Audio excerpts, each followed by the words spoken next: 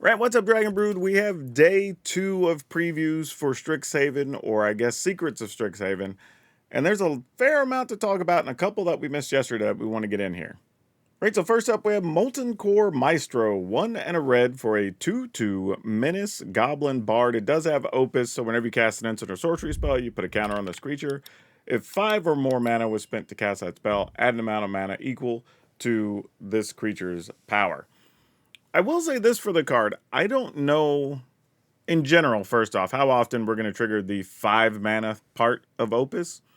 But this is a card that doesn't really need you to, right? If you're just playing it in some type of aggro deck, it's a menace creature that also gets counters every turn and has a potential bigger upside. Like, it doesn't really matter, though, right? If you're just casting spells, burning your opponent, getting in with your slick shots or whatever, like, this could just be another assisted piece to that whole thing. Now, that being said, it may not make the cut until rotation where we lose a couple of cards, but it is very playable, and it also happens to be a goblin. Oh, we got another version of Abigale. Abigale, Poet Laureate. 1 white and a black, so we have 3 mana for a 2/3 Bird Bard with flying. Whenever you cast a creature spell, Abigale becomes prepared. And then Heroic Stanza is 1 and split mana, depending on your flavor of Orzhov. And you get to put a +1/+1 counter on target creature.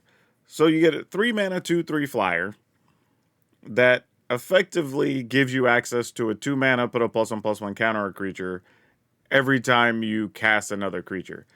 This is actually reasonable. Not like crazy good or anything, but if you are playing some type of Orzhov +1/+1 counters deck, this is actually not bad to have a +1/+1 counter on tap for 2 mana just for the ability. Like, basically, every creature you play says kicker, 2 mana, put a +1/+1 counter on a creature.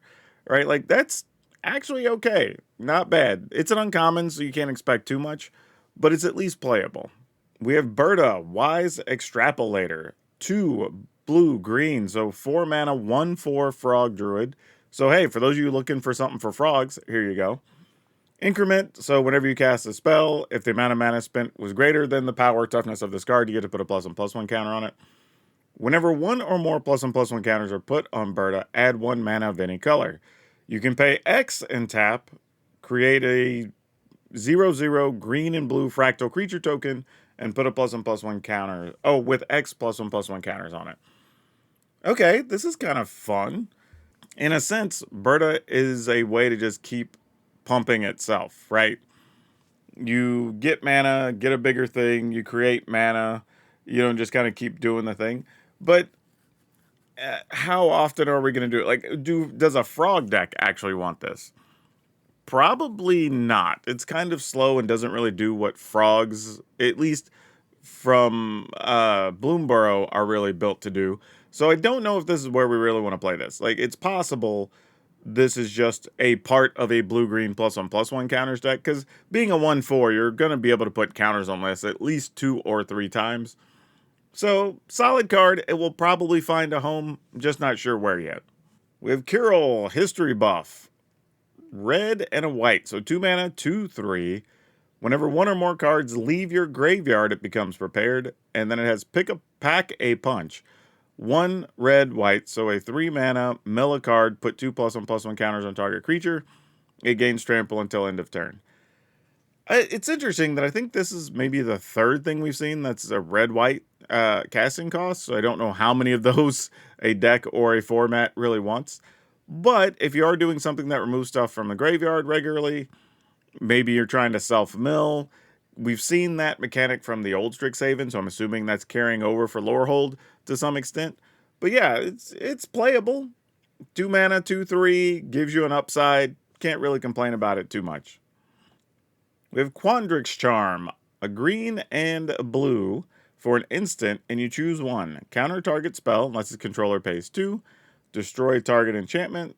Target creature has base power and toughness 5/5 until end of turn. You know what? This is actually kind of a card that the we'll call it Simic Rhythm decks, they don't really want anything like this, but other blue-green creature decks kind of want, right? It's a way to pump or protect a creature, turning something into a 5/5 plus, gets to destroy an enchantment, which is useful, and gives you a potential counterspell. So these are the things where it can be aggressive or defensive, which creature decks tend to like, and we don't have a ton of those right now. So this could find its way into a couple of lists. Sinar, Unfinished Genius. Blue and a red, so 2 mana for an 0/4 Goblin Sorcerer. It enters prepared. You can tap it, create a treasure token, activate only if you've cast an instant or sorcery spell this turn. The spell that comes with it is Wild Idea, 3 blue-red, sorcery, search your library for an instant or sorcery card, reveal it, put it into your hand, then shuffle. Oh, man. This is a weird one because 0/4, meh, but it does block a lot of things, so it's probably reasonable. You can't use its ability until you've already done something else, but you have to tap your creature. However, you could wait till they're in step, maybe, I don't know, consult the star charts, tap this, make a treasure, have some extra mana next turn. So maybe just the mana portion makes this good enough. Wild Idea is a cool bonus, but it is as a sorcery. So maybe you're just playing this because of the generation of the treasure more than you're playing it for the spell that's attached, like some of the other ones. Tam, Observant Sequencer. 2 blue-green for a 4/3 Gorgon Wizard. It has landfall. Whenever a land you control enters, Tam becomes prepared. And you have Deep Sight, which is a blue and a green. Draw a card and gain 1 life. This is actually pretty good. A 4 mana 4/3. Whenever you play a land, you get the option to pay 2 and draw a card, gain a life. Like, just having the ability to draw a card on a creature, even at sorcery speed, is fine, and it comes with a little bit of life gain. Like, this might actually find a spot somewhere. This might be the best of the uncommon students, I think, that we've seen. Diary of Dreams. It's a 2 generic mana artifact. It's a book. Whenever you cast an instant or sorcery spell, put a page counter on this artifact. Pay 5 and tap it, draw a card. This ability costs 1 less for each page counter on this artifact. Realistically, this is something that if I got it in limited, I would definitely play it, because just getting the ability to draw a card, every other turn or so would be really cool. If you get it down cheap enough, then you're just doing it for free. So nothing wrong with that. I will say, though, you're probably not playing this in Constructed. It's just a bit of setup, and we have a bunch of other things that let you draw cards, and I don't think this is generally what a lot of decks are going to be looking for. Skycoach Waypoint. It's a land, taps for colorless. You pay 3 and tap it, target creature becomes prepared. Only creatures with prepare can become prepared. Yeah, obviously. Yeah, I don't know. Even if I'm playing a deck with cards that are prepared, I'm probably playing them in a deck that is already able to make them prepared. I don't know how good a land to prepare them is going to be. Though, there are some situations where you could use a spell, then use the land to prepare it again to cast a spell again in the same turn. So I guess that's a thing or a reason you might play 1 or 2. We'll see. I'm probably completely wrong on this card, honestly. Wisdom of Ages, 4 blue, blue, blue. Yes, that is 7 mana for sorcery. Return all instant and sorcery cards from your graveyard to your hand. You have no maximum hand size for the rest of the game. Exile Wisdom of Ages. This feels like a crazy combo piece that some commander deck's going to want more than a standard deck, but it's kind of cool. But I feel like all these spells we've seen that cost like 7, 8, whatever, except for the one that lets you like, was it Jeskai, whatever, where you can like deal 4, gain 4, make tokens, blah, blah. Like that one's actually good because it does a billion things. But all the others, you don't really see that much play. So, I mean, this has the right words on it. I just don't know if this is a card most standard lists are even going to attempt to play. Oh, we might as well run through the other charms. So this looks like a promo version of the Lorehold charm. It's a red and a white. Choose 1. Each opponent sacrifices a non-token artifact of their choice. Return target artifact or creature card with mana value 2 or less from your graveyard to the battlefield. Or I should say, creatures you control get +1/+1 and gain trample until end of turn. Honestly, the second and third option on this are very good. Being able to return an artifact or a creature from the graveyard does have to cost 2 or less, but that's still really strong at instant speed. And creatures you control get +1/+1 in game trample. Also a fantastic combat trick if your opponent just jumps block with stuff. This could definitely find a home even if you rarely use the first option. Silverquill Charm, black and white, instant, choose one, put 2 +1/+1 counters on target creature, exile target creature with power 2 or less. Each opponent loses 3 life and you gain 3 life. Yeah, I think all these charms have just been made very well. Obviously, putting 2 counters on something at instant speed is good. If you're playing the +1/+1 counters deck, it's going to be good. Exile target creature with power 2 or less. Easy peasy, right? There's a lot of those right now. Looking at you, Badger Mole Cub. And it exiles. That's the other thing. Doesn't even put them in the graveyard, which is nice. And then you can also just drain your opponent for 3 life. More than reasonable.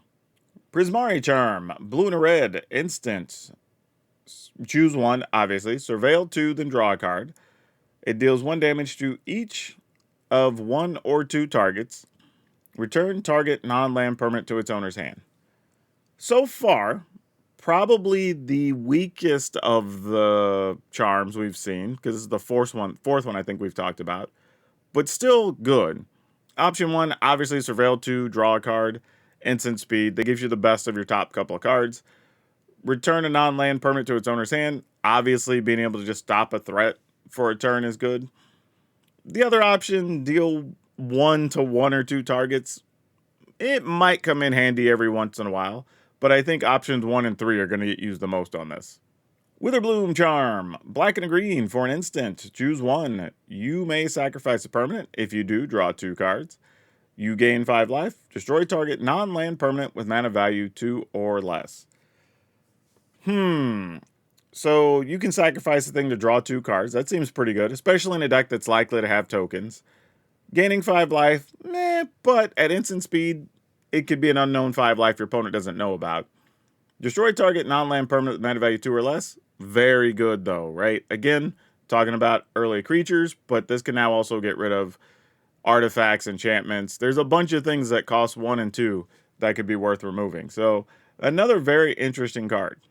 Well, we did get some check lands here where all the 5 schools got one, but this land enters the battlefield tapped unless you control 2 or more other lands, and then they tap for either of the 2 colors. So just something to note if you're looking for more multi-lands, these will definitely be out there and be played. And these were out previously, so these aren't necessarily new lands. We've seen these before, which is good because if you already have some, your price, you don't need new ones, which is great. If you need to pick some up, the price should be reasonable on these. I was trying to think when we first saw them, but I'm pretty sure it was back in Innistrad. Just a quick shot of the new lands. Looks like they have somebody from each of the different schools, like casting a spell or whatever, and you see the mana symbol up above it, so that's kind of sweet. Alright, so this one needs a translation that says Big Book Building, so I'm assuming it's some type of library. Tap for colorless, or tap and pay 1 life, add 1 mana of any color. Spend that mana only to cast an instant or sorcery spell. You can pay 5, and if this land isn't a creature, it becomes a 2/4 wizard creature with whenever you cast an instant or sorcery spell, this creature gets +1/+0 until end of turn, and it's still a land. I mean, is this rare worthy? I mean, it does turn into a creature, but it turns into a 2/4 for 5 mana, and it doesn't even keep the +1/+0. There's probably a spot, like, the fact that they felt enough to make this a rare, somebody probably wants this in a deck. I just can't identify what it is right now that would want to play this. It's a fun name for a card. Teacher's Pet, black and green for a 1/1 skeleton pest. It has menace. Whenever this creature attacks, you gain a life. You can pay a black and a green, return this card from your graveyard to the battlefield tapped. So if you just want something you can sacrifice perpetually, this card's all right. Like, it just sacrifice it, you returns from the graveyard taps. If you're attacking with it, you're getting to gain life. Like, seems fine. I mean, I don't know what deck desperately wants this type of card, but it's kind of gimmicky and fun. Seize the Spoils. We've seen this card before. You pay 3. It's a sorcery, an additional cost to cast it. Discard a card. You discard 2 cards and create a treasure token. A lot of crazy stuff you could do with this. Or you draw 2 cards and create a treasure. I think I said discard a card. Either way, you discard 1, draw 2, make a treasure.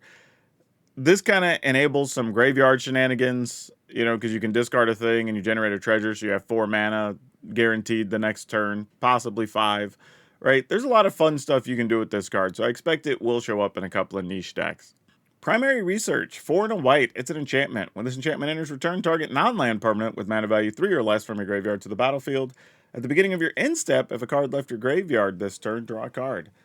This is an interesting design, right? Because it's a 5 mana, we'll call it Reanimate, though it does only get small things, right? 3 or less.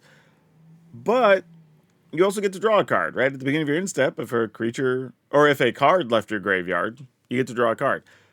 So if you have anything like that, or you're playing any of the artifacts that remove a thing from the graveyard or whatever, you are just getting a card at the end of each of your turns. So like this probably has some value somewhere. But all right, much shorter than yesterday. Didn't have nearly as many cards to talk about today, but some very interesting ones. What do y'all think about the charms? Because I feel like those are the cards that we saw today that could show up as 2 or 3, maybe even 4 of in some lists, but maybe I'm overvaluing them. Y'all let me know. But that's all I have you for now. We'll see you next time.